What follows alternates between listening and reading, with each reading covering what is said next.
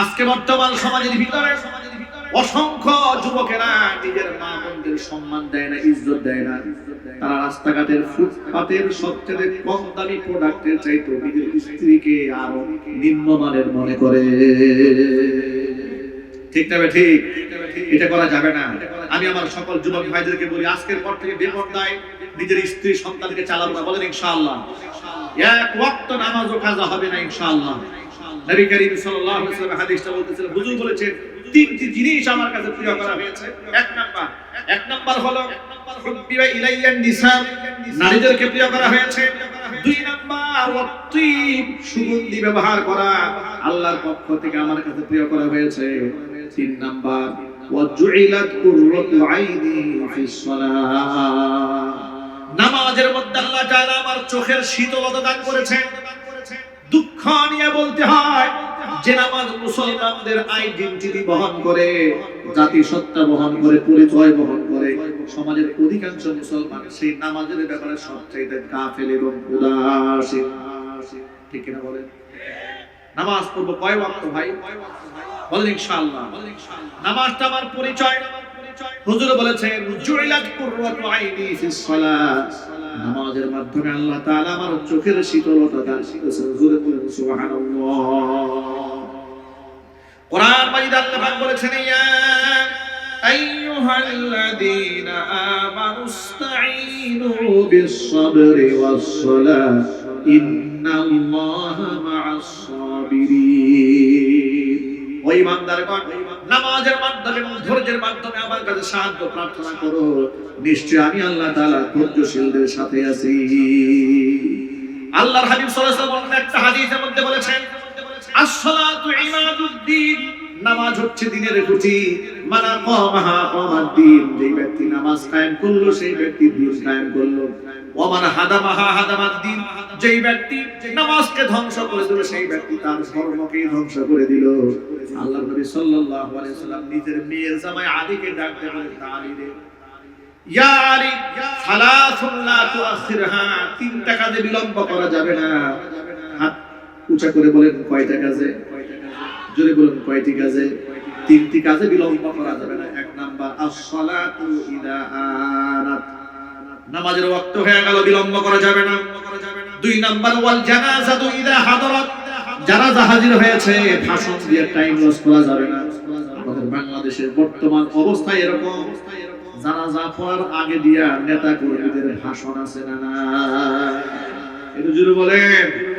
আচ্ছা, সবার কাছ থেকে মানুষ উপদেশ শুনতে চায়, জোরে বলেন। লাশকে সামনে নিয়ে টাকুর নিচে প্যান্ট করে বক্তব্য দেওয়া শুরু করছে যে প্রিয় ভাইরা আমার, বোনের আমার, এখানেও রাজনীতি, সব জায়গায় রাজনীতি, ওয়াজ মাহফিলের রাজনীতি, গানের মঞ্চে গিয়ে রাজনীতি, জানাজার সামনে গিয়েও রাজনীতি, কবরের সামনে গিয়েও রাজনীতি। আছে না নাই? নবী করিম সাল্লাল্লাহু আলাইহি ওয়াসাল্লাম বলেছেন, খবরদার জানাজার সামনে বিলম্ব করবে না, পড়ে ফেলো। দুই নাম্বার। তিন নাম্বার ওয়াল আইয়িমু ইদা ওয়াজাদতা লাহা কুফুয়ান, এই পয়েন্টটা যুবক ভাইরা একটু কান খাড়া করে শুনেন, বিশেষ করে গার্জিয়ানরা শুনেন। আল্লাহ পাক বললেন, আল্লাহ রাসূল বললেন, ওয়াল আইয়িমু ইদা ওয়াজাদতা লাহা কুফুয়ান, বিবাহের উপযুক্ত ছেলে মেয়ের জন্য যদি উপযুক্ত পাত্র পাত্রী পেয়ে যাও তাহলে বিলম্ব করা যাবে না, তড়িঘড়ি করে বিবাহ দিয়ে দাও। বিবাহটা সহজ করো, লম্বা লম্বা মোহর ধরে বিবাহকে কঠিন বানিয়ে দিও না। নবী করিম সাল্লাল্লাহু আলাইহি ওয়াসাল্লাম বলেছেন, আইসারুহা মাউনাতান, সবচেয়ে উত্তম বিবাহ হচ্ছে সেই বিবাহ যেটা একেবারে অল্প খরচে সারা যায়। যদি বলতে পারেন আল্লাহু আকবার। এবার বাস্তব জীবন থেকে আপনাদেরকে একটা গল্প শোনাই। আমার বুট বাজারে এক মুসল্লি আমাকে একদিন এসে বলে, হুজুর আমাকে একটা তাবিজ দেন, আমি আপনার প্রচন্ড ভক্ত, খুব মুসিবতে আছি, আমাকে একটা তাবিজ দেন, আমি বিপদ থেকে উদ্ধার করব। আমি বললাম কিসের তাবিজ? তিনি বললেন আমার ছেলের জন্য। ছেলে কি হয়েছে? আমার ছেলের বয়স 21 বছর। উনি এখন উত্তরাতে একটা প্রাইভেট ইউনিভার্সিটিতে পড়াশোনা করে, কিন্তু ছেলে এমন বেয়ারা হয়েছে, এমন সীমা লঙ্ঘন করে, রাত 2টা বাজে বাড়ি আসে না, 3টে বাজে বাড়ি আসে না, এমন কি মাঝে মাঝে সারা রাতেও বাড়ি আসে না। তা আমাদের একটা মাত্র ছেলে, আমরা বড্ড পেরেশানি থাকি। এমন একটা তাবিজ দিলেন যে তাবিজটা তার গলায় দেওয়া মাত্র বাপ মার এমন বাধ্য হয়ে যাবে, আমরা যাবে তাই শুনবো।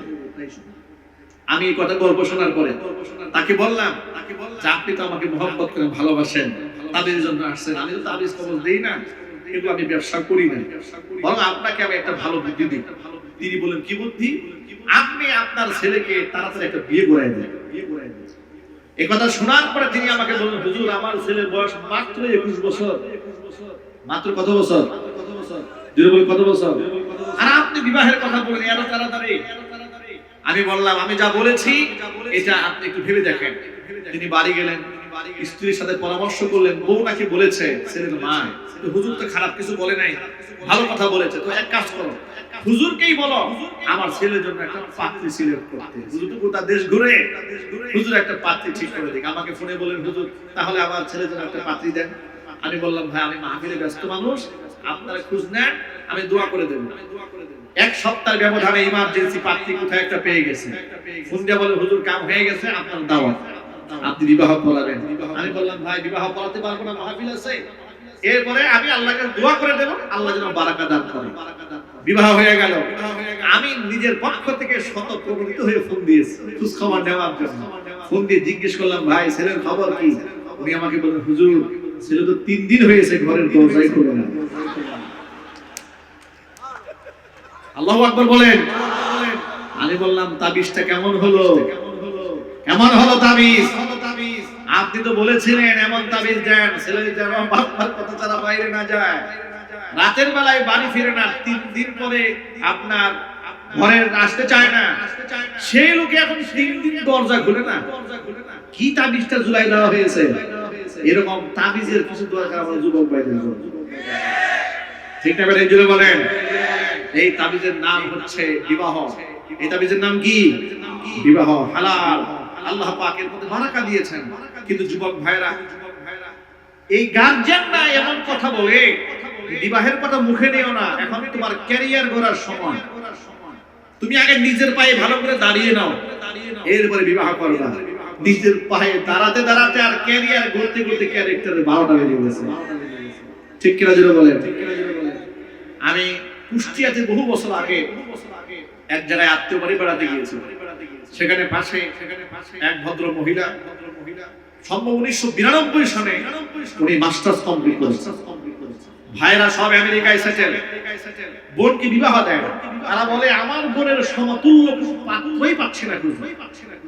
সর্বশেষ তিনি এখন বুড়ি হয়ে গেছে, এখন বিবাহের রাস্তাটা সব বন্ধ হয়ে গেছে।